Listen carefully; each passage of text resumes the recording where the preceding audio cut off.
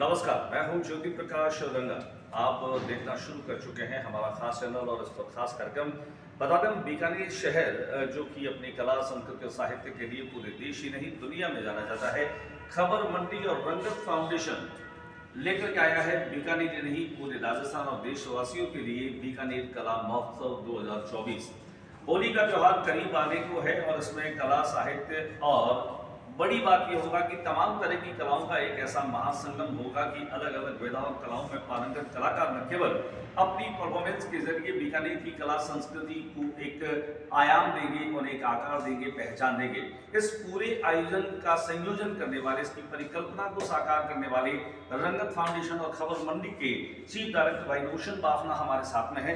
रोशन से बातचीत करते हैं कि इस परिकल्पना को आपने कैसे अपने दिमाग में बिठाया, उसके बाद इसे एग्जीक्यूट करने के लिए अब तक की जो तैयारियां हैं वो कैसी चल रही हैं। रोशन, पहले तो स्वागत है, बधाई आपको हम कि एक बहुत बड़ा टास्क, बहुत बड़ा इवेंट जो है वो दिमाग में कैसे आ गया ख्याल अचानक से कि विविध कलाओं को एक मंच दें, अलग अलग संगीत के जानकार लोगों को एक मंच दें, अलग अलग संस्कृतियों का संगम यहाँ पर बन जाए। किस तरह की परिकल्पना थी और अब कैसा लग रहा है जब एक दिन शेष रह गया? ये जो ख्याल है ये मेरी निरंतर प्रक्रिया है। ये किसी एक दिन मुझे नहीं आता है, निरंतर आता रहता है और मैं निरंतर, आपने देखा होगा, ऐसे कार्यक्रम करता रहता हूँ और आगे भी करता रहूँगा। इस बार हमने सोचा कि कुछ ऐसा किया जाए जो बीकानेर का महोत्सव बन जाए, फेस्टिवल बन जाए।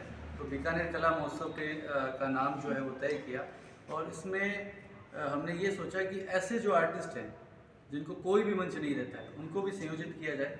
कोशिश हमने की है, कितने सफल हो पाए या नहीं हो पाए वो आगे देखा जाएगा। इसके 3 आयाम रहेंगे, मुख्यतः 3 आयाम रहेंगे। पहला रहेगा art and culture exhibition. Art and culture exhibition में जो भी यहाँ के पेंटर्स हैं, मूर्तिकार हैं, जो भी इस तरह की जो प्रदर्शित करने वाली जो वस्तुएं हैं या आर्ट है, उनको हम उसमें संयोजित करेंगे।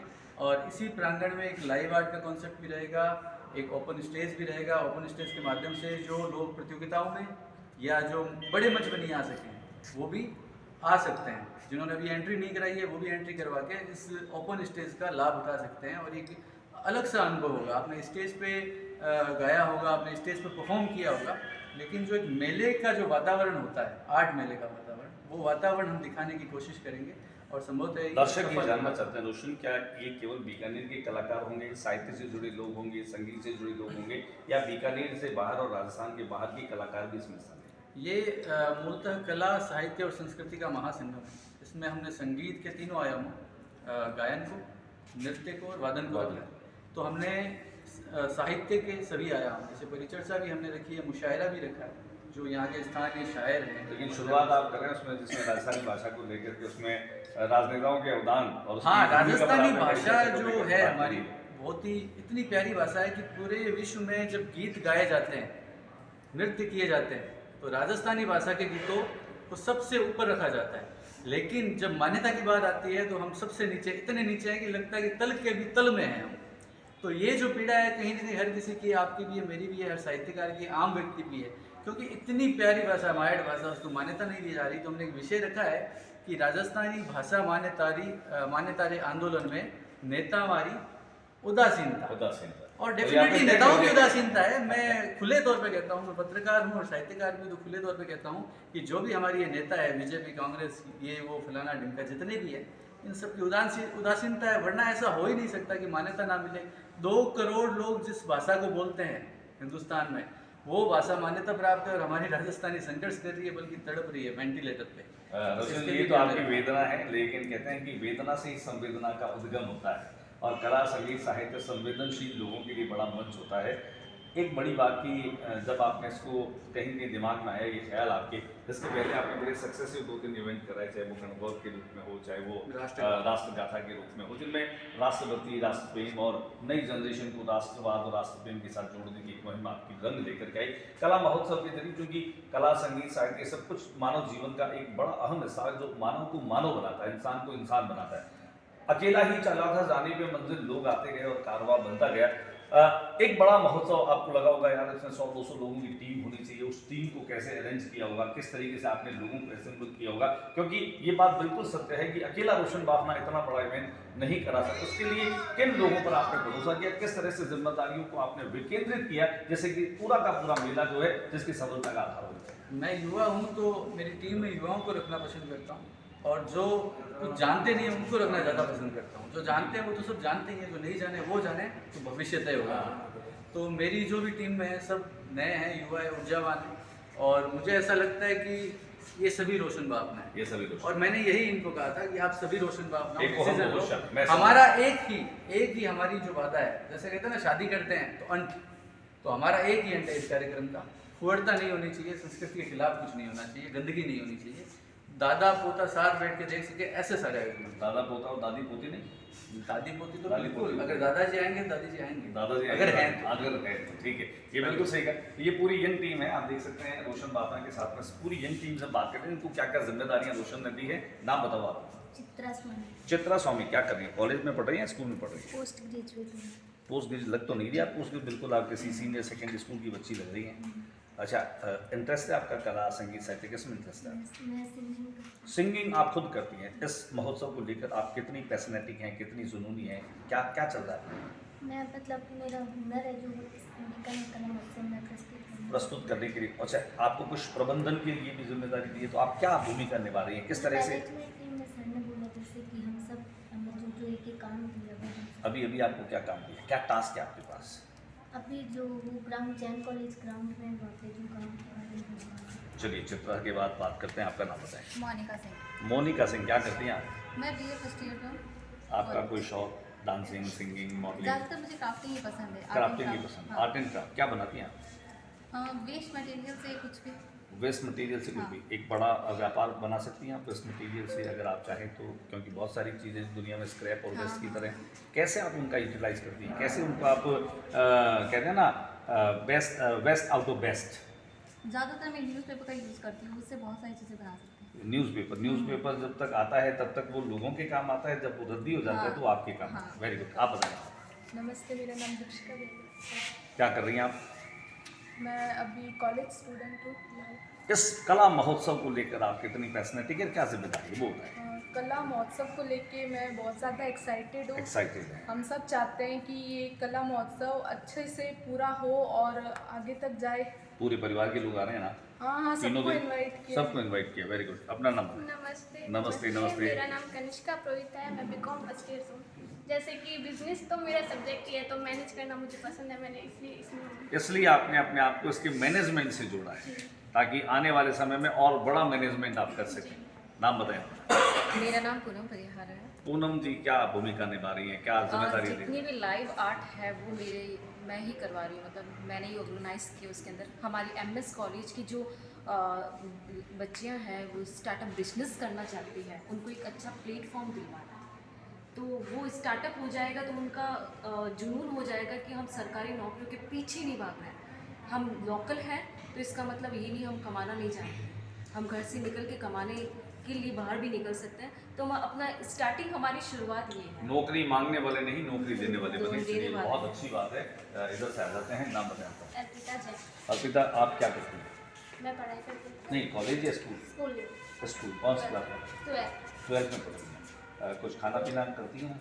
बिल्कुल बिल्कुल। बिल्कुल करती हैं, सारा हजम हो जाता है, दिखता नहीं है शरीर। हाँ, चलिए, कोई बात नहीं। क्या इंटरेस्ट है? इंटरेस्ट डांसिंग में है। डांसिंग में आपको डांस परफॉर्म कर रही है? नहीं मैं करती। मैनेजमेंट में आप मैंने आप नए जो कलाकार आएंगे उनको डांस करवाएंगे, सीक्वेंस वगैरह तैयार है। फिल्मी गीत तो नहीं हो, ट्रेडिशनल होंगे, फोक होंगे? हाँ। पक्का? नाम बताओ। क्या कर रही हैं आप? मैं कॉलेज में first year. First year college में हैं। आपको जैसे यहाँ पर जुड़ने के लिए किसने इंस्पायर किया, मोटिवेट किया कि एक बड़ा महोत्सव हो रहा है, कैसे जानकारी दी?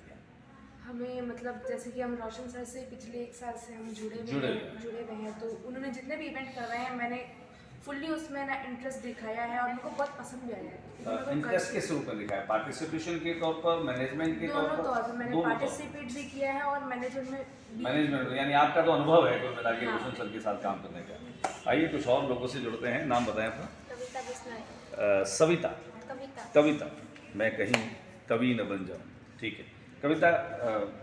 कविता में इंटरेस्ट है, कहानी में इंटरेस्ट है, संगीत में है, किस में इंटरेस्ट है? संगीत में संगीत में, कविता में नहीं? थोड़ा बहुत है। थोड़ा बहुत है। संगीत किस तरह का सुनना पसंद करती हैं, सुनाना पसंद करती हैं? पंजाबी। पंजाबी एक बात है भी, पूरे देश में, दुनिया में जो है पंजाबी तड़का जो है वो लगा हुआ संगीत। और पंजाबी राजस्थानी को आप में गा करके बता सकते हैं पंजाबी आप गाते हो? पसंद। ऐसा कोई आपकी पसंद का हो पंजाबी, कोई आर्टिस्ट आपको पंजाबी पसंद, कोई पसंद नहीं है, तो यहाँ पर क्या भूमिका में है? यहाँ मैनेजमेंट में थोड़ी जिम्मेदारी है, वो बस उन्हीं के लिए यहाँ हूँ, वो संभालना चाहती हूँ। कौन सी क्लास में पढ़ रहे हैं? फर्स्ट ईयर में फर्स्ट ईयर में, कॉलेज यानी कॉलेज MS। MS कॉलेज में पढ़ रहे हैं, फर्स्ट ईयर में है। कुछ और लोग हैं हमारे साथ में जिनसे अभी अब तक बात नहीं की है। कुछ लोग पर्दे के पीछे हैं, कुछ लोग पर्दे के बाहर हैं, कुछ लोग ऑन स्क्रीन है, कोई आउट ऑफ स्क्रीन है। तो रोशन जी की पूरी टीम, हालांकि ये टीम नहीं है, ये टीम बहुत छोटी है। अभी बहुत सारे जो लोग हैं इनकी टीम से जुड़े हुए करीब 50 से 60 लोग हैं जो अलग अलग जिम्मेदारियों को निभा रहे हैं। कोई मैदान के अंदर है, कोई मैदान के बाहर है, कोई और तरीके से अपने काम को कर रहा है।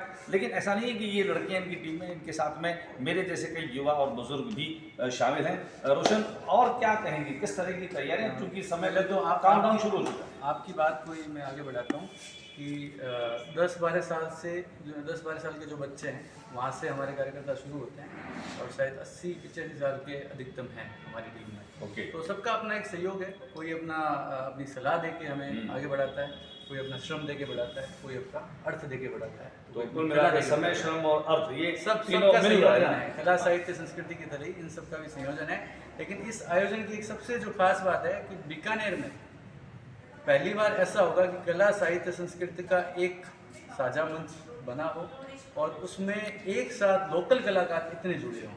उसमें करीब 350 के करीब कलाकार प्रतियोगिता के माध्यम से, मंच परफॉर्मेंस के माध्यम से और एग्जीबिशन के माध्यम से जुड़ जाएंगे और ये राजस्थान की हिस्ट्री बन चुकी है, इम्प्लीमेंट होना बाकी है, जो कल हो ही जाएगी। पहले एक बात तो आप वो बता रहे थे कि वो हैंड टू हैंड जो एक वर्ल्ड रिकॉर्ड बनाने वाली जो एक स्थिति है वो क्या हाँ, है? हमने लिब्रा वर्ल्ड रिकॉर्ड का भी एक हाँ। कॉन्सेप्ट रखा है। जी। अगर उसमें कोई भी जुड़ना चाहे, आजकल तो वर्ल्ड रिकॉर्ड बनते हैं खाने में, पीने में, नहाने में, धोने में, हर चीज़ में बनते हैं। वर्ल्ड किसी में रिकॉर्ड बना लो। तो अपने इंटरेस्ट में बना रहे हैं। जो आवेदक है उन्होंने आवेदन किया है और उनका गुप्त रखा जाएगा। वो इसलिए रखा जाएगा कि अभी हम आपको बता दें और ये न्यूज़ वायरल हो जाएगी शाम तक, ठीक। तो फिर उनका वो कंपटीशन हो जाएगा। ओके। क्योंकि वर्ल्ड रिकॉर्ड क्या होता है, किसी की उपज होती है दिमाग की कि मैं इस चीज़ में बना सकता हूँ। ओके। जैसे आप चाहें तो एक चीज़ में वर्ल्ड रिकॉर्ड बना सकते हैं, चाहें तो बता आप बना दीजिए, सकते हाँ, हैं, बता आप दीजिए। अपने एंकरिंग में बना सकते हैं।